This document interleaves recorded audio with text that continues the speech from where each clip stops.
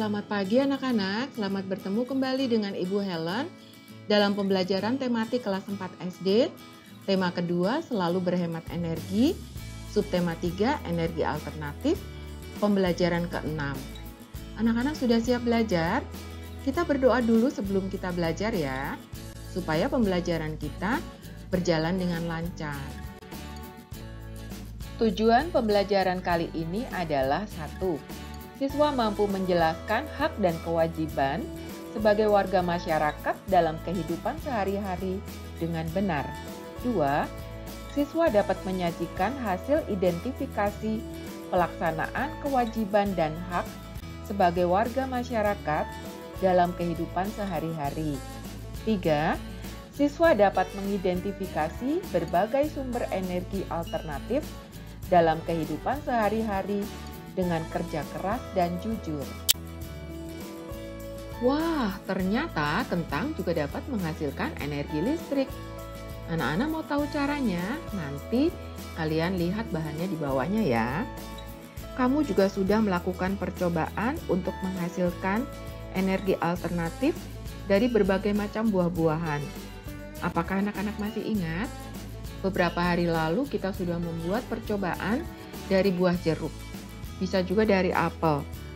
Anak-anak, sekarang kita akan membuat dari kentang. Kalian lihat bahan-bahannya di bawah ini. Anak-anak, inilah bahan yang dibutuhkan. 1. Beberapa buah kentang masing-masing dipotong menjadi 2 sama besar. 2. Kabel atau kawat sebagai penghantar arus listrik. 3. 1 buah bola lampu senter. 4. Penjepit buaya. 5. Seng dan logam atau koin kuning dan putih. Bagaimana cara membuatnya? Tancapkan seng dan logam pada kentang yang sudah dipotong. Lalu, hubungkan seng dan logam menggunakan rangkaian kabel atau kawat yang telah dipasang pada penjepit buaya dan hubungkan pada bola lampu. Selamat bekerja ya, Nak.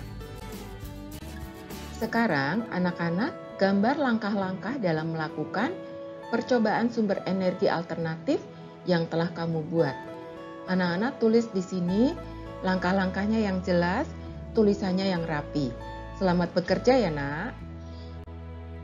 Kita mempunyai kewajiban untuk menghemat energi yang jumlahnya sangat terbatas karena energi tersebut suatu saat akan habis. Selain menghemat, kita juga mempunyai kewajiban untuk terus-menerus mencari cara bagaimana menciptakan energi alternatif agar kebutuhan akan energi tetap dapat terpenuhi.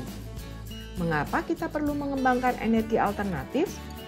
Kita perlu mengembangkan energi alternatif karena kita membutuhkan dan kita menggunakan energi alternatif itu sendiri. Dengan melakukan pengembangan, maka akan meminimalisir terjadinya kelangkaan energi alternatif di muka bumi. Kemudian nomor 2, apa manfaat energi alternatif bagi kehidupan kita? Manfaatnya adalah sebagai pengganti energi fosil. Kemudian juga bisa untuk mencegah kerusakan lingkungan dan juga untuk mencegah terjadinya kelangkaan sumber energi di muka bumi. Kewajiban dan hak kita terhadap lingkungan. Kewajiban kita terhadap lingkungan adalah menjaga kelestariannya. Salah satu caranya adalah memanfaatkan energi alternatif yang ramah lingkungan. Misalnya menggunakan kendaraan berbahan bakar listrik atau gas, seperti mobil listrik dan mobil tenaga surya. Mobil tenaga surya adalah mobil menggunakan tenaga matahari. Energi alternatif adalah energi yang ramah lingkungan dan tidak pernah habis. Misalnya energi yang berasal dari air, dari angin, panas matahari, dan sumber daya alam lain yang dapat diperbarui. Kita juga berkewajiban membangun gedung dengan memperhatikan aspek ramah lingkungan. Misalnya, membangun gedung yang menggunakan cahaya matahari sebagai penerangan di siang hari. Setelah memenuhi kewajiban, kita dapat memperoleh hak kita. Misalnya, memperoleh lingkungan yang segar untuk kesehatan dan kenyamanan. Selain itu, Kita juga mempunyai hak untuk memperoleh air sehat dan bersih yang disediakan oleh alam untuk kita pakai minum, mandi, pengairan, dan pembangkit tenaga listrik. Selain itu, kita juga mempunyai hak untuk memperoleh sumber daya alam untuk memenuhi kebutuhan, misalnya dari tumbuhan dan hewan yang merupakan sumber energi atau tenaga. Sebelum memperoleh hak kita terhadap lingkungan, marilah kita melaksanakan kewajiban kita terlebih dahulu. Anak-anak, sekarang diskusikan 5 nomor ini bersama dengan anggota keluargamu di rumah. Nomor 1, apa saja kewajiban kita terhadap lingkungan? Anak-anak sudah pahami ya. Dari kemarin kita sudah belajar tentang ini. Nomor 2, tuliskan 3 contoh sikap ramah lingkungan. Jelaskan, kemudian ketika kalian tidak jelas, kalian boleh tanya kepada orang tua. Anak-anak, sekarang kita lihat nomor 3. Mengapa penggunaan energi alternatif merupakan salah satu bagian dari tanggung jawab kita? Dari kemarin kita sudah bahas ini, anak-anak pasti sudah mengerti.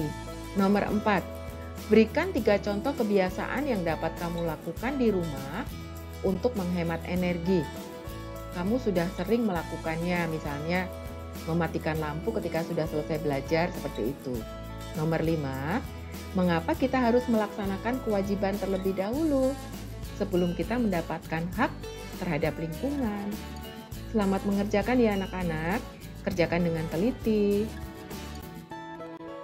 Anak-anak, setelah belajar selama 1 pekan ini, apa sih yang kamu dapatkan? Kalian sudah mengetahui tentang hak dan kewajiban kamu tentang energi. Kalian juga sudah dapat membuat energi alternatif. Anak-anak, ingat kembali pembelajaran kita selama ini agar kalian semakin mengerti ya.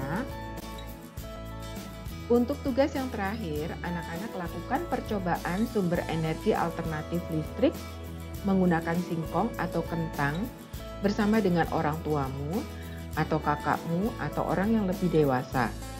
Lalu tuliskan ceritanya, tuliskan runtutan ceritanya, langkah demi langkah di kertas ini. Selamat bekerja ya nak. Anak-anak, hari ini kita sudah belajar tentang kewajiban dan hak sebagai masyarakat. Lalu anak-anak juga sudah mengerti pentingnya energi alternatif untuk kehidupan kita agar tidak mudah habis. Anak-anak, terima kasih untuk kebersamaan kita kali ini. Kita cukupkan sekian pembelajaran hari ini. Semoga pembelajaran hari ini berguna bagi anak-anak.